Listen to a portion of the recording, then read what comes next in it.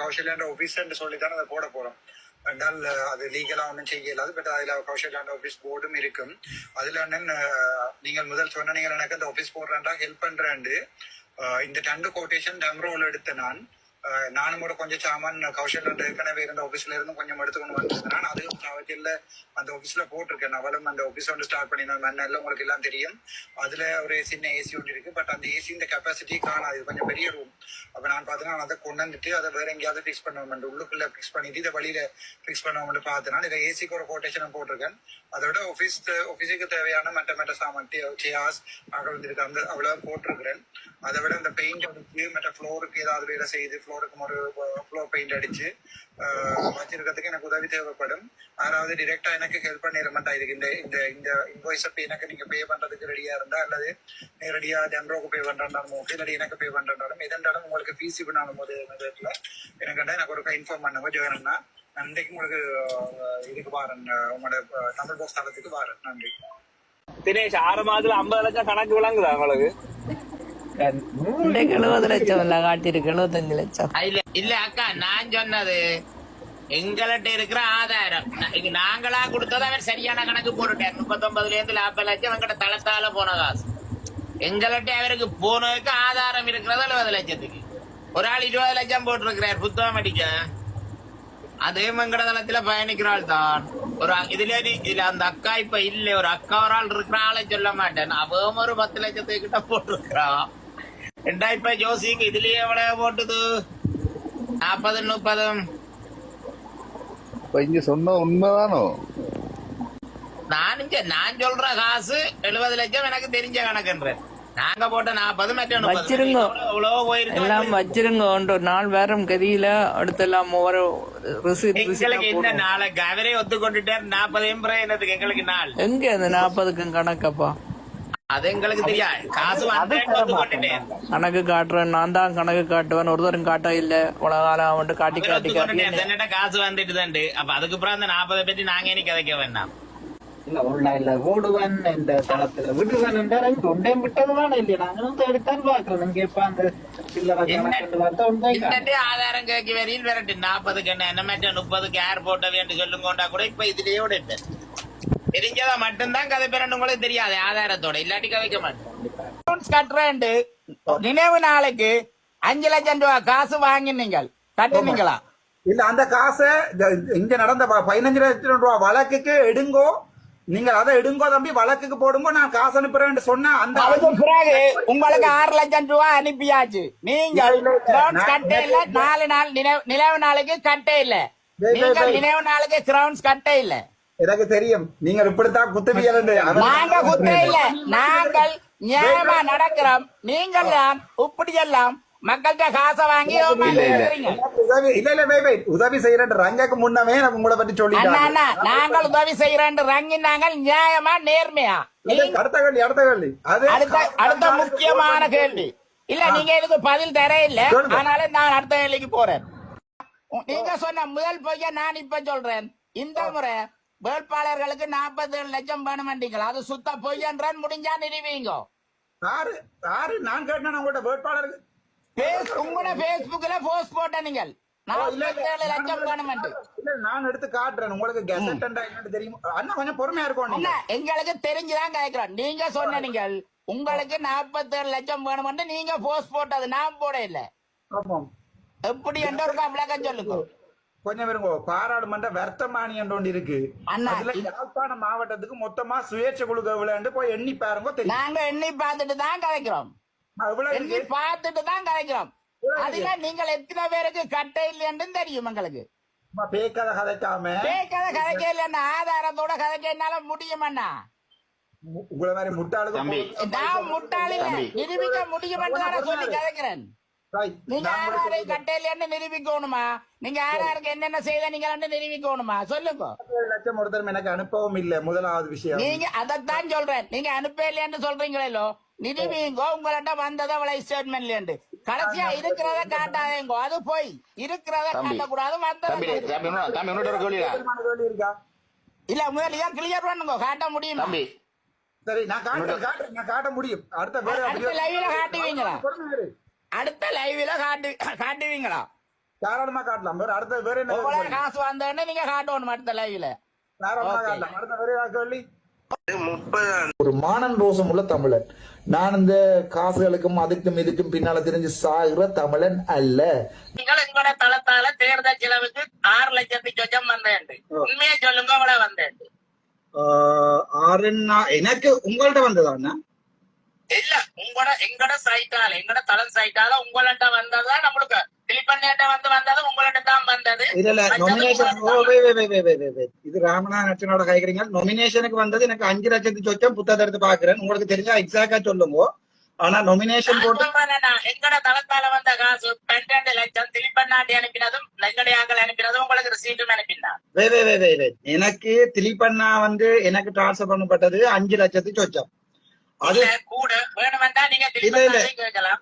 இப்படித்தானே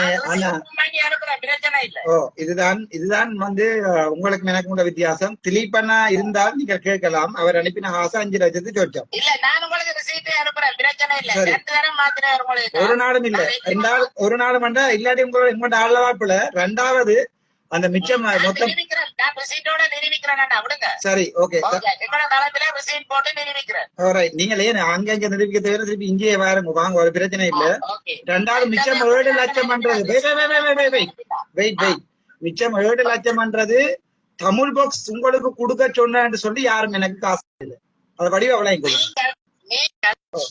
நான் வாங்கி உங்களுக்கு அனுப்பின ரிசீட். அப்ப தமிழ் பாக்ஸ் தளத்தாலதான் அது வந்தது. தமிழ் பாக்ஸ் கொடுக்க சொன்னவர் உங்களுக்கு இந்தாங்க காசு உண்டு. யாருமே தமிழ் பாக்ஸுக்கு காசு கொடுக்கறது. இங்க ராமநாதன் அர்ச்சனாண்ட அரசியலுக்காக. அதே மாதிரி தான் சுரேஷின் தளத்திலே வந்த காசும் அப்படித்தான். அப்ப எப்படி சொன்ன நீங்க சுரேஷின் தளத்தில இருந்து வந்துட்டு நான் எங்க சொன்னா எங்க நான் எங்க சொன்னா சுரேஷன் தளத்துல இருந்து சுரேஷன் காசு போட்டு நான் சொன்னேன். நான் சொல்றத கொஞ்சம் கேளுங்க. என்னண்டா நான் சொன்னேன், ஒவ்வொரு ஆக்களும் தனிப்பட்டு தான் எனக்கு காசு அனுப்பின வழியே சுரேஷன் தளம் என்று சொல்லி இங்க ஒருத்தரும் காசு போடல. இல்ல 10 லட்சம் நீங்க தொடக்கத்துல நான் ரெக்கார்டிங் பண்ண வேண்டாம், அடுத்து அனுப்பி விடுறேன். ஐயோ என்னண்டா உங்களுக்கு ஒரு விஷயத்த விளங்கணும். நீங்க தமிழ் பாக்ஸ்னா நீங்களோட தளத்தை நடத்தின உடனே நீங்க நினைக்க கூடாது ஜெகன் சொல்றபடியா தான் சனம் முழுக்க ராமநாதன் அர்ச்சனா காசு அள்ளி கொட்டுதாண்டு. ராமநாதன் அர்ச்சனா வர்றதுக்கு முன்னா விழவிடாம பாதுகாக்கும் நாங்கள் உதவி செய்வோம். ஆனால் இவ்வாறான ஒரு விடயத்தை நான் சொல்லுகிறேன். இருந்தால் மானத்தோட வாழ். உனக்கு மானம்ன்றது சரியான முக்கியம். மானத்தோட வாழ்றேன்டா வா, இல்லாட்டி செத்துப்போ. அதான் என்னுடைய பாலிசி. அப்பா அடிக்கடி சொல்லுவார் ஒரு விஷயம் என்னென்றால், தம்பி என்னதான் இருந்தாலும் உங்களுடைய மானம்ன்றது முக்கியம். ஒரு மானத்தை இழந்து ஒரு நாதாரி இனமா நாங்கள் வாழக்கூடாது.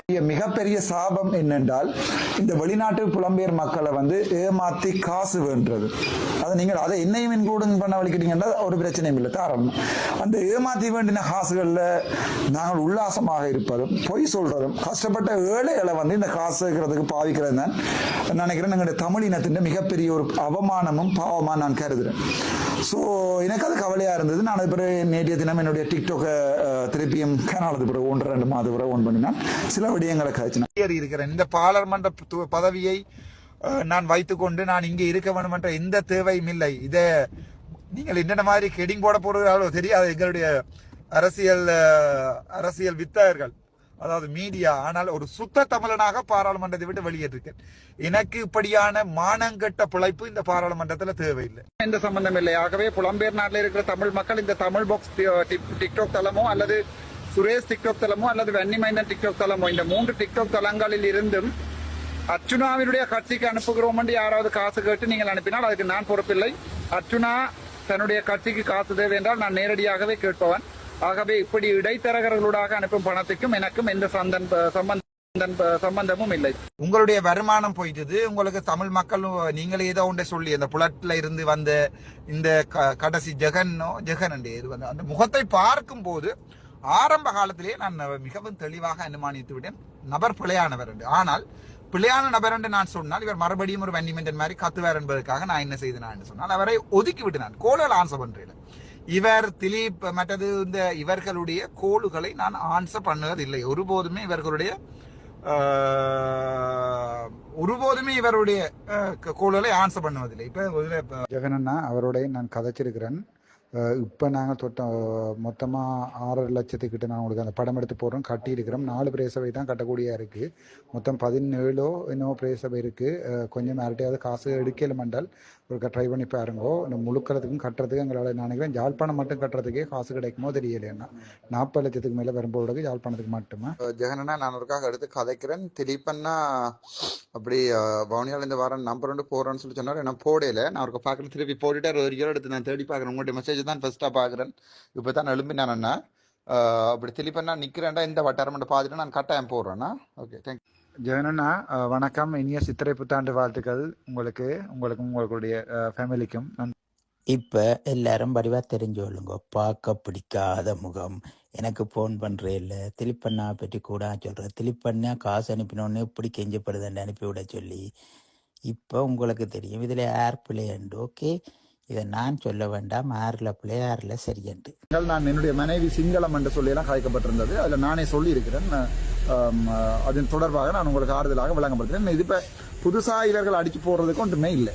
என்னை பொறுத்த வரைக்கும் நான் இதுகள் எல்லாம் சொல்லி கனகாலம், நான் வெண்டு கனகாலம். ஆகவே அந்த விடயம் தொடர்பாக நான் கதைக்கிறேன். நான் டிவோர்ஸ் எடுத்து 2019ஆம் ஆண்டு இருந்த காலங்களில் என்னோட ஒன்றாக இருந்த ஒரு சிங்கள டாக்டர் அவள் தான் என்னுடைய பிள்ளையை பார்த்தவள். அவாவை தான் நான் அந்த இதில் சொல்லியிருக்கேன். அதை நாங்கள் அது சம்பந்தமாக என்னுடைய தனிப்பட்ட விடயங்கள் நாங்கள் ஆறுதலாக மக்கள் கேட்டால் அதில் ஒரு வீடியோ போடணும், ஒரு பிரச்சனையும் இல்லை. මම කිව්වේ නෑ සර් කවදාවත් ඒ බාර පට්ටමල් බොරුවක් කියන්නේ මේක. මේ කවදාවත් අපි ඇවිල්ලා කියන සර් මගේ my wife is a single. How come I can be racist? How come මනාන අපිට ප්‍රදේශවාදම් කරන්නේ? බොරු කියන්න එපා. බොරු කියන්න එපා මා පාර්ලිමේන්තුවේ. இது நேற்றைய தினம் சொன்னார் அமைச்சர் வசூல் ராஜா என்று. நான் சொல்லுகிறேன், வசூல் ராஜா மட்டுமல்ல, வசூல் ராஜா MBBS என்று வேறு போட்டுக் கொள்ளுங்கள், எங்களுக்கு அதை பற்றி பிரச்சனை இல்லை. அதை விட காணி பிரச்சனையை எடுத்து பார்த்தால் நேற்றைய தினம் இவர்கள் சொல்லியிருக்கிறார்கள். ஆனால் இவ்வாறான ஒரு விடயத்தை நான் சொல்லுகிறேன், இருந்தால் மானத்தோட வாழ். உனக்கு மானம்ன்றது சரியான முக்கியம். மானத்தோட வாழ்றேன்டா வா, இல்லாட்டி செத்துப்போ. அதான் என்னுடைய பாலிசி. அப்பா அடிக்கடி சொல்லுவார் ஒரு விஷயம் என்னென்றால், தம்பி என்னதான் இருந்தாலும் எங்களுடைய மானம்ன்றது முக்கியம். ஒரு மானத்தை இழந்து ஒரு நாதாரி இனமா நாங்கள் வாழக்கூடாது. மிகப்பெரிய சாபம் என்னென்றால் இந்த வெளிநாட்டு புலம்பெயர் மக்களை ஏமாத்தி காசு வேண்டது. அது நீங்கள் அதை என்னையும் இன்க்ளூடிங் பண்ண வலிக்கிட்டீங்கன்னா ஒரு பிரச்சனையும் இல்லை. காரணம் அந்த ஏமாத்தி வேண்டின காசுகளில் நாங்கள் உல்லாசமாக இருப்பதும் பொய் சொல்றதும் கஷ்டப்பட்ட ஏழைகளை இந்த காசுக்கிறதுக்கு பாவிக்கிறது தான் நினைக்கிறேன் எங்களுடைய தமிழ் இனத்தின் மிகப்பெரிய ஒரு அவமானமும் பாவமாக நான் கருதுறேன். ஸோ எனக்கு அது கவலையாக இருந்தது. நான் அது பிறகு நேற்றைய தினம் என்னுடைய டிக்டாக்கை திருப்பியும் கேனாலது பிறகு 1-2 மாதம் பிறகு ஓன் பண்ணினான். சில விடயங்களை கழிச்சு இருக்கிறேன். இந்த பாராளுமன்ற பதவியை நான் வைத்துக்கொண்டு நான் இங்கே